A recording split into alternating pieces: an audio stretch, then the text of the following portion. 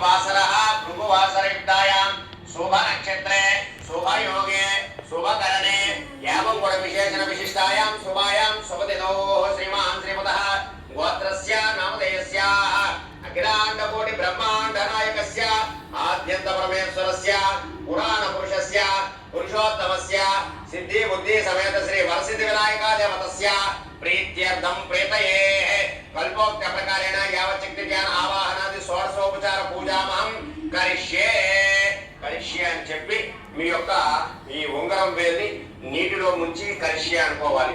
ఇప్పుడు మీ గోత్రం చెప్పుకోవాలి. మీ గోత్రం చెప్పుకున్న తర్వాత మీ ఇంటి యొక్క యజమాని పేరు చెప్పుకోవాలి. మీ యజమాని పేరు తర్వాత ధర్మపత్ని ఎవరైతే ఉన్నారో వారి పేరు, అలాగే పిల్లల పేర్లు, మీ కుటుంబంలో ఉన్న వారందరి పేర్లు కూడా ఇక్కడ చెప్పుకోవాలి.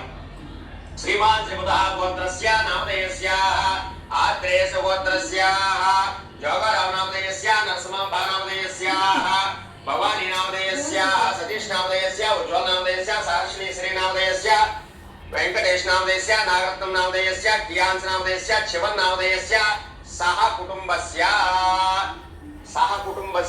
మీ కుటుంబంలో ఉన్న వారందరూ కూడా వస్తారు. అలాగే సహ బాంధవస్య మీ బంధువర్గాన్ని కూడా మనం ఈ పూజ కార్యక్రమంలో అంతా కూడా పాల్గొంటున్నట్లుగా వారిని కూడా సహ బాంధవస్య మీ బంధువులందరి తరపు నుంచి కూడా చేస్తున్నారు. అందరూ కూడా సుభిక్షంగా ఉండాలి.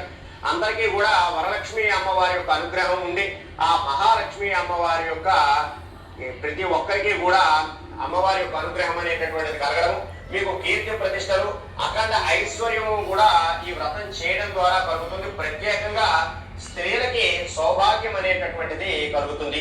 కాబట్టి ఈ వరలక్ష్మి వ్రతం చాలా విశేషవంతమైనటువంటిది. శ్రావణ మాసంలో పౌర్ణమికి ముందు వచ్చేటటువంటి శుక్రవారం నాడు మాత్రమే ఈ వ్రతాన్ని ఆచరించాలి.